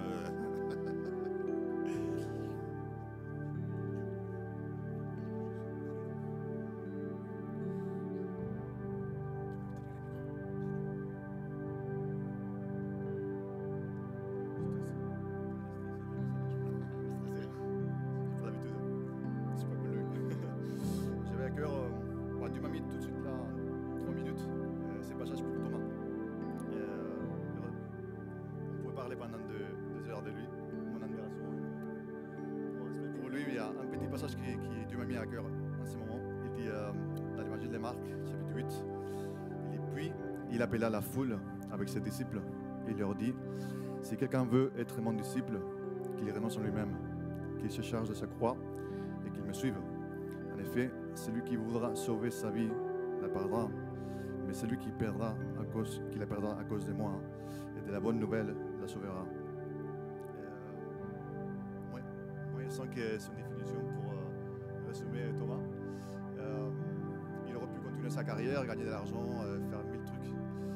Mais à son âge, il a décidé de mettre tout de côté, presque tout. Étudier théologie pendant 2 ans.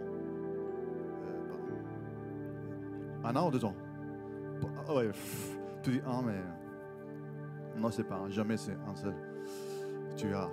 Moi, j'avais dit 1 et après c'était 3. Non, c'est pas possible. Et voilà, vraiment, c'est une raison pour admirer ces gars, parce que c'est pas tout le monde. Et moi, je l'ai connu tout petit. J'ai vu comme petit à petit, il a grandi, et j'ai vu sa passion pour la parole de Dieu grandir et grandir et grandir jusqu'au moment que ça m'a dépassé largement. Ça m'a dépassé. Et la passion et l'amour pour la parole qu'il a, c'est encore plus grande que celle que j'ai. Et ça m'a produit un plaisir énorme. Et pour moi, c'est un privilège de prier pour lui ce matin.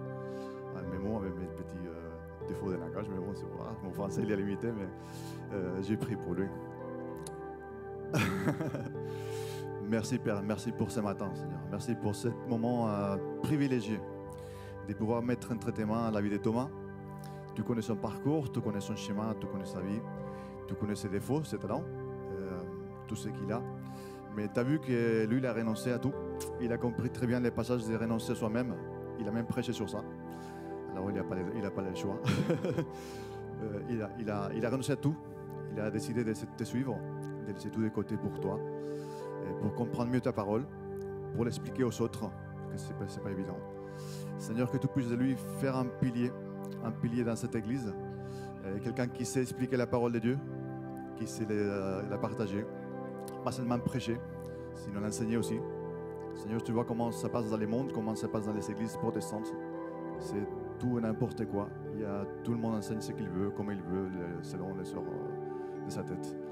Merci parce que tu as établi des piliers comme Thomas pour l'avenir de cette église, pour mettre de l'ordre, la théologie, dans nos connaissances, pour nous enseigner, pour nous guider, pour nous accompagner. Et Seigneur, que tu puisses l'aider, que tu puisses protéger surtout ses pensées et sa tête, parce qu'il va apprendre toutes sortes de choses qui vont le mettre au défi de tout ce qu'il pensait, qu'il croyait. Il va avoir des batailles dans sa tête, dans ses pensées, par rapport à tout ce qu'il va apprendre. C'est que tu puisses, Saint-Esprit, ordonner et ranger toutes ces pensées dans sa tête, l'enseigner et l'accompagner et le guider dans tout ce temps qu'il va passer à apprendre ta parole, Seigneur. Merci pour sa famille, pour tout ce qui les soutient, pour l'Église qui le soutient en ce moment. Nous voulons prier pour lui et que c'est vraiment Saint-Esprit que tu puisses l'accompagner et le guider à tout instant. Au nom précieux de Jésus-Christ. Amen. Alléluia. Seigneur, nous voulons te dire que nous sommes fiers, Seigneur, de cet appel que tu as mis sur la vie de ce jeune homme. Et Seigneur, on comprend que tu veux faire de grandes choses avec lui, Seigneur. Merci pour son cœur, Seigneur. Merci pour la façon dont il a répondu. Seigneur, tu appelles plusieurs personnes, mais tout le monde ne répond pas. Mais Thomas a répondu à ton appel. Et déjà, nous commençons à voir les fruits, Seigneur. Et nous prions pour cette période où il va être en contact avec tous ces enseignants, toutes ces personnes qui connaissent ta parole, que Thomas puisse être comme une éponge et qu'il puisse vraiment absorber tout ce qu'il doit recevoir de toi.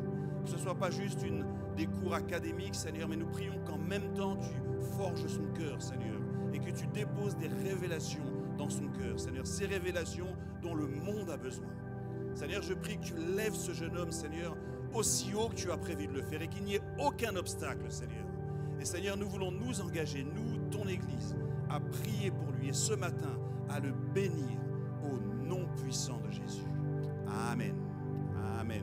Prenez le temps aujourd'hui. Oui, bien sûr. Ne partez pas ce matin sans lui mettre un petit coup. Que le Seigneur te bénisse. Je suis content, je suis fier de toi. Amen. On est vraiment fiers de toi. Est-ce que nos baptisés sont prêts? Alors j'en vois un tout de blanc vêtu, mais il a encore des chaussures. Alors, j'espère que les enfants vont pas être noyés. Vous savez, j'ai même pas vu de photo. On m'a dit on peut acheter des baptistères amovibles. Quand on l'a monté jeudi, on a fait oups. Donc on ne sait pas comment il tient, mais le responsable de tout ce qui va se passer, c'est David. Ah bah. Alors, on n'a pas notre petit escabeau là pour. Alors les baptisés, juste vous. Technique. Vous ne vous asseyez pas sur les tubes, vous enjambez bien. Fais voir, tu peux. Alors qui est-ce qui commence?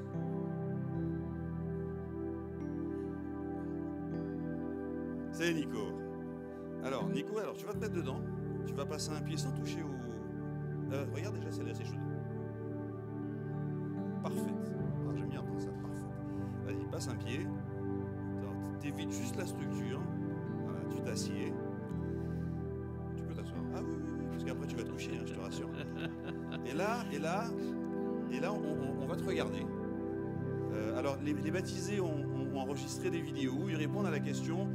Qu'est-ce qui s'est passé dans leur vie? Pourquoi ils veulent se faire baptiser? Comment est-ce qu'ils ont rencontré Jésus? Et donc, Nicolas, c'est le premier à nous expliquer pourquoi il a cette démarche ce matin.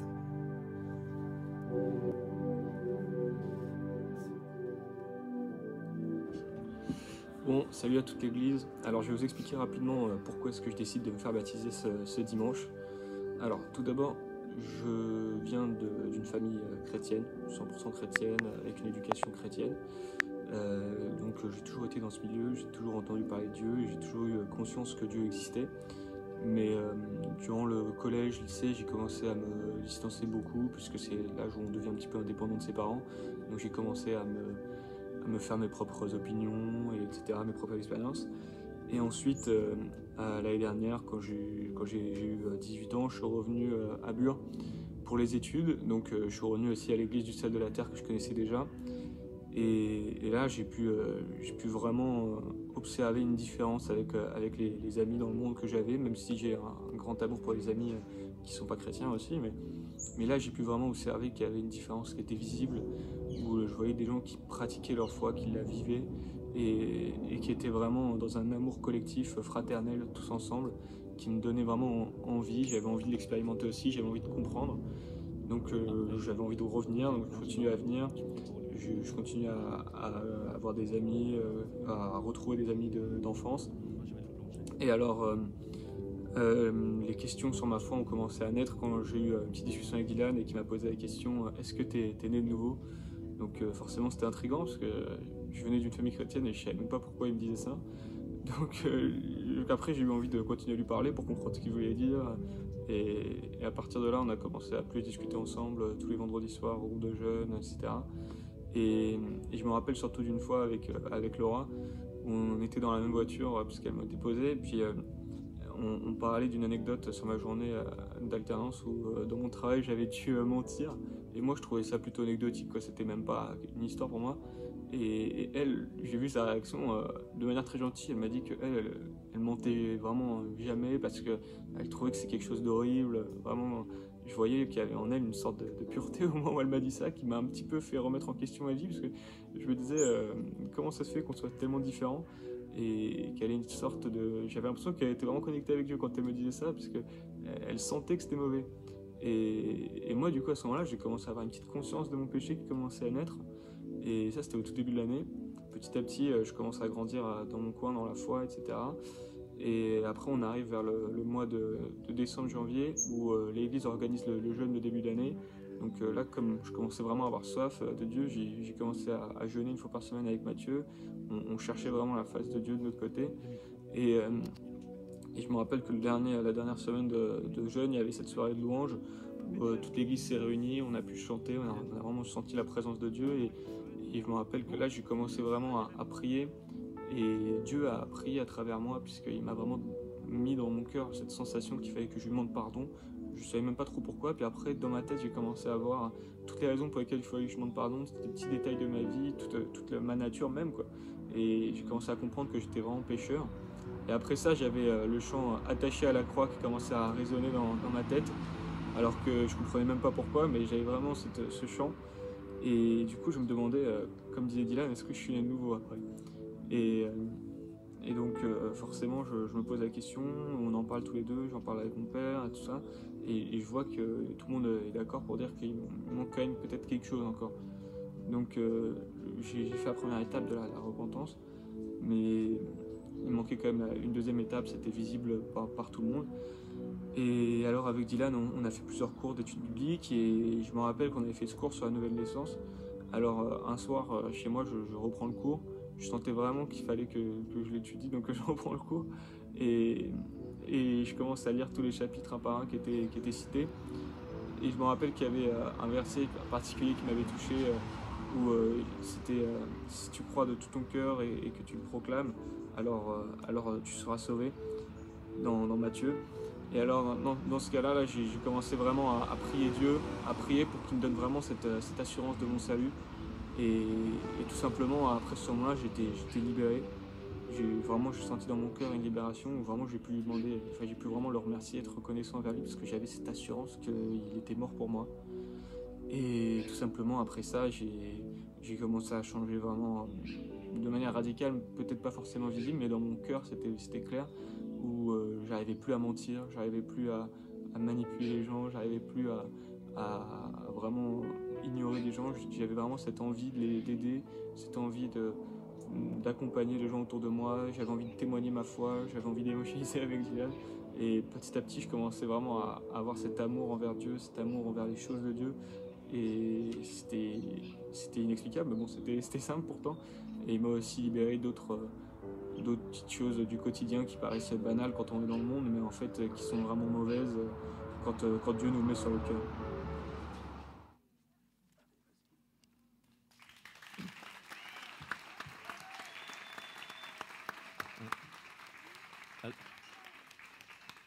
Alors Nicolas, je souhaiterais que Dylan soit là. Dylan, tu peux venir ?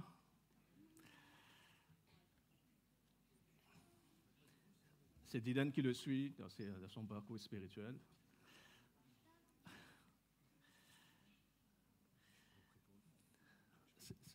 Tu peux prier aussi. Nicolas, on a entendu ton témoignage. Est-ce que Jésus est ton sauveur et ton Seigneur ? Est-ce que... Faut avoir un micro, s'il vous plaît. Est-ce que Jésus est ton Seigneur et ton Sauveur ? Oui. Est-ce que Jésus habite dans ton cœur ? Oui. Okay. Sur la confession de ta foi, je te baptise au nom du Père, du Fils et du Saint-Esprit. Oh, happy day, Happy day, mes péchés sont lavés. Oh, happy day, je ne suis plus le même. Jamais transformé. Je ne suis plus le même.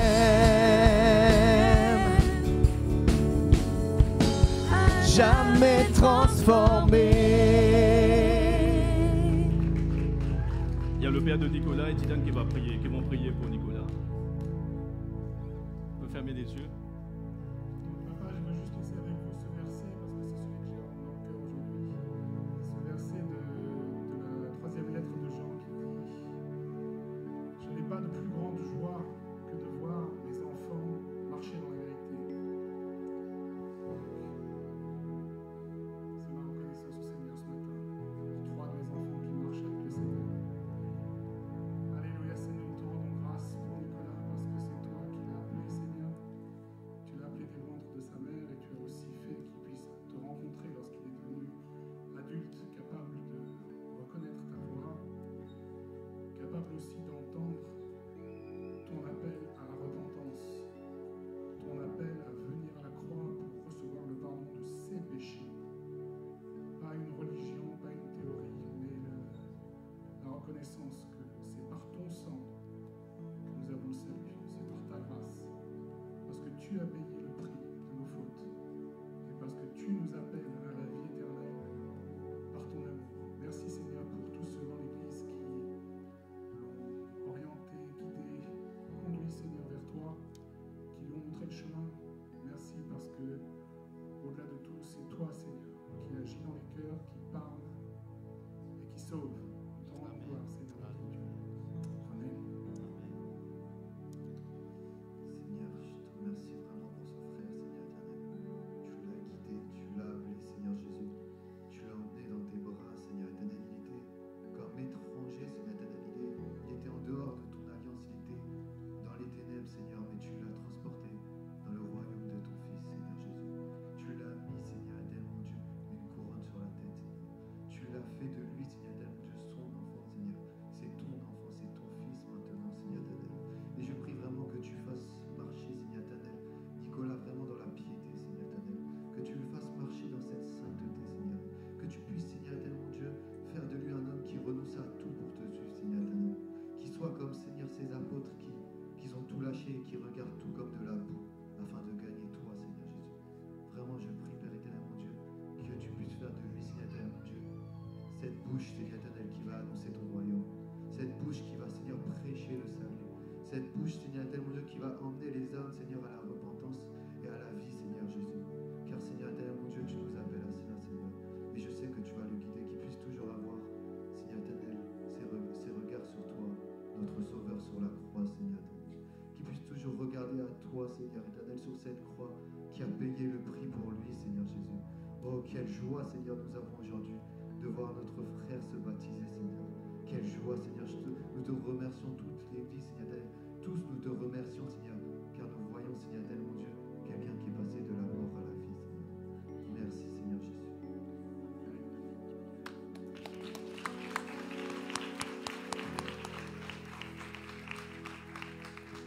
Tu peux sortir si tu veux. Fais attention de sortir. Maintenant, ça va être le tour de Ilona. On va inviter Ilona de venir.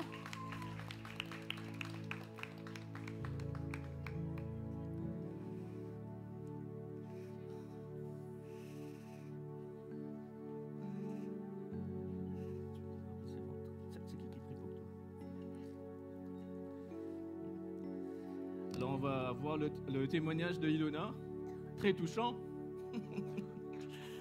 On peut le passer son témoignage.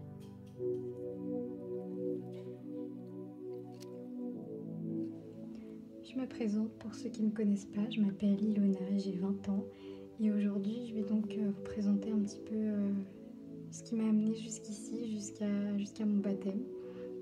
Alors pour ma part, je suis dans une famille chrétienne et c'est vrai que du coup ma conversion ça a été quelque chose qui a été plutôt progressif. Mais a quand même eu des choses qui ressortent, on va dire. Notamment, il y a une période de ma vie où j'ai commencé à remettre beaucoup de choses en question, à me poser beaucoup de questions, notamment sur la vie chrétienne, sur la vie spirituelle. Et c'est surtout que dans cette période, j'avais pas du tout la paix dans mon cœur. J'avais beaucoup de fardeaux, beaucoup de poids en fait sur moi. Et c'est comme si je me noyais un petit peu et j'étais un peu perdue. Et un dimanche, je suis allée à l'église sans m'attendre à rien de particulier, on va dire. Mais ce jour-là, le Seigneur m'a vraiment interpellée et c'est comme si il me disait « Je suis là, pourquoi tu portes tout ça, pourquoi tu gardes tout ça ?» Et du coup, ce jour-là, je me suis vraiment livrée à lui. J'ai déposé tout ce que j'avais sur mon cœur, tout ce qui me pesait, et aussi je me suis repentie. J'ai aussi laissé tous mes péchés en fait à lui. Et si vous voulez, ce jour-là, j'ai vraiment pris conscience en fait de la grâce de Dieu pour moi en fait. Et j'ai réalisé que mes péchés, ils étaient pardonnés à la croix par le sacrifice que Jésus avait fait pour moi.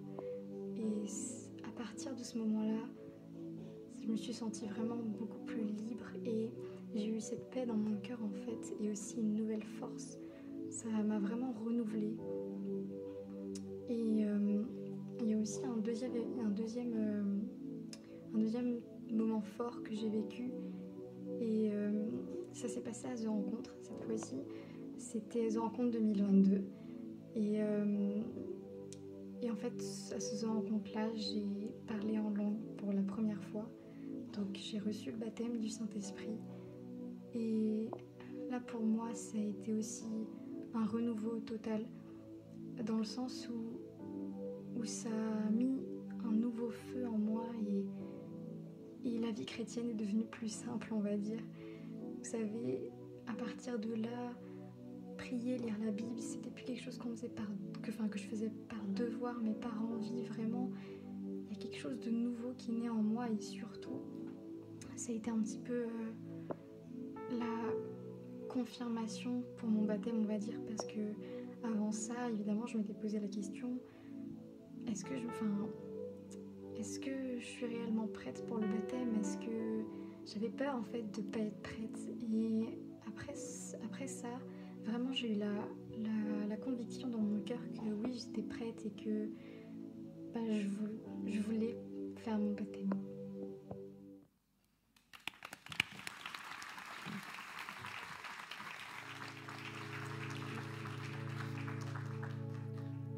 Je vais appeler la maman de Ilona, qui va prier pour elle. Alors, Ilona, tu nous as dit que tu as cette assurance que ton péché a été pardonné. Oui. Et tu as cette assurance que Jésus vit dans ton cœur.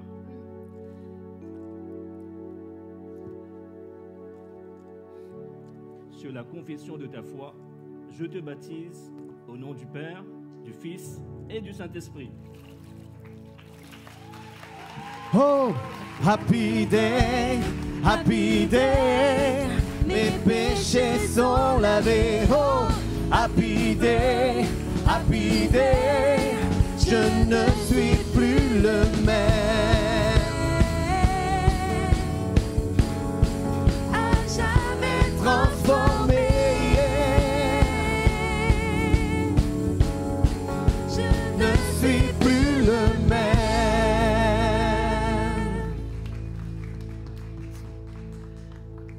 La maman de Ilona va prier pour elle. On va prier ensemble avec la maman. Merci Seigneur, je suis reconnaissante Seigneur pour cet enfant Seigneur que tu m'as donné Seigneur. Seigneur qui bénit Seigneur notre famille Seigneur. Aujourd'hui Ilona elle a décidé Seigneur d'obéir à ta parole Seigneur. Seigneur, mon cœur Seigneur est en joie Seigneur parce que Seigneur elle veut te suivre chaque jour de sa vie Seigneur. Je te demande, Seigneur, de la bénir et de la garder, Seigneur, tout au long de sa vie, Seigneur. Seigneur, que tu puisses la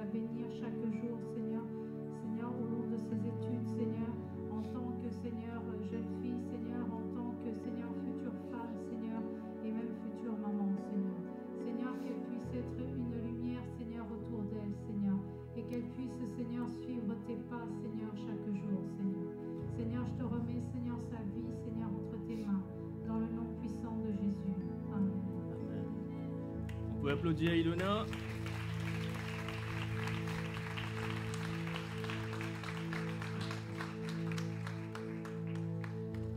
Il y aura d'autres baptêmes au mois de décembre, janvier. Il y a déjà des candidats. Il y a Léonie, il y a Marie, il y a Élie.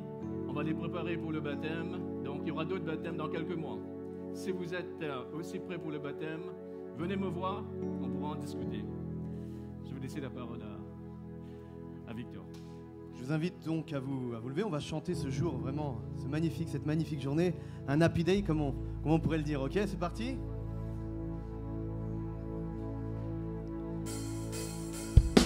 Le plus grand jour de notre histoire, la mort vaincue, tu nous as secourus. Chantons-le, Jésus est vivant. Une croix vide, un tombeau vide. En toi nous avons la vie éternelle. Proclamons, Jésus est vivant. est vivant.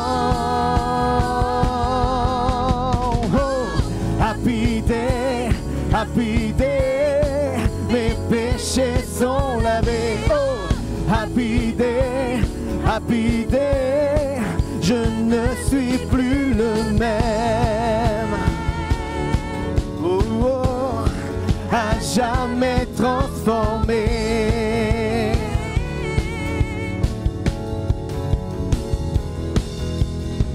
Quand je me tiens en ce lieu, libre enfin, je te vois face à face. Je suis à toi, Jésus, tu es à moi. oui, tu es à moi, oui, joie sans fin. Paix parfaite, Toutes douleurs finalement cesseront. Célébrons, Jésus est vivant. Est vivant. Oh, oh, oh. Happy day, mes péchés sont lavés. Oh, happy day, je ne suis plus le même. Oh, happy day, mes péchés sont lavés.